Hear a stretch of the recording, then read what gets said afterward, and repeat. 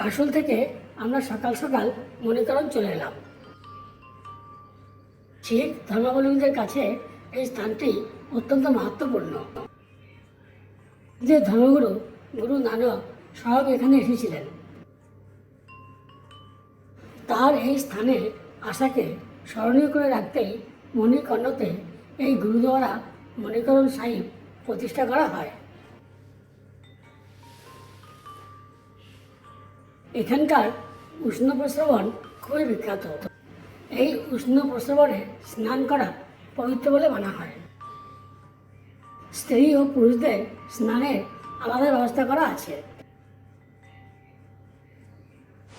পাশ দিয়ে বয়ে চলেছে উত্তাল পার্বতী নদী। এর সৌন্দর্য অত্যন্ত মনোমুগ্ধকর।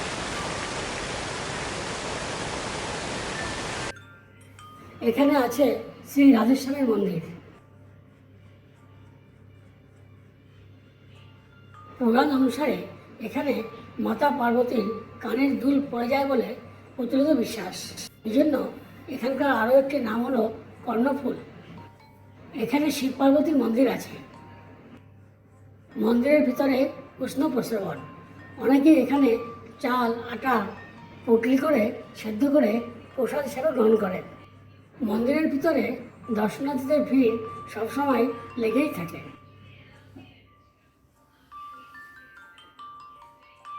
নানা জায়গা থেকে দর্শনার্থীরা এখানে এসে থাকেন।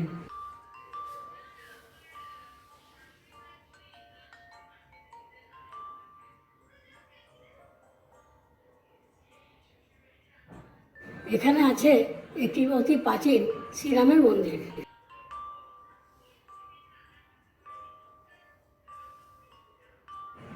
পুরোহিতের কাছে জানতে পারলাম পাণ্ডবরা এই মন্দির প্রতিষ্ঠা করেছিলেন।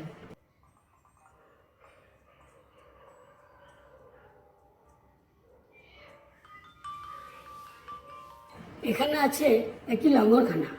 এখানে আসতে হলে মাথায় পাট্টা দিয়ে প্রবেশ করতে হয়। নাম গান আর লঙ্গর চলতেই থাকে। এখানে খাওয়া দাওয়া সেরে আমরা বেরিয়ে পড়েছিলাম কুল্লু হয়ে মানালির উদ্দেশ্যে। রাস্তায় যেতে যেতে পড়েছিল কুল্লু শাল ফ্যাক্টরি।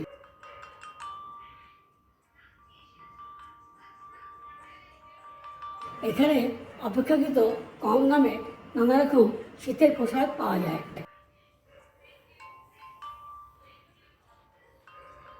এখানে কেনাকাটা করলে এরা কুরিয়ার করে আপনার বাড়ির ঠিকানায় পাঠিয়ে দেবে।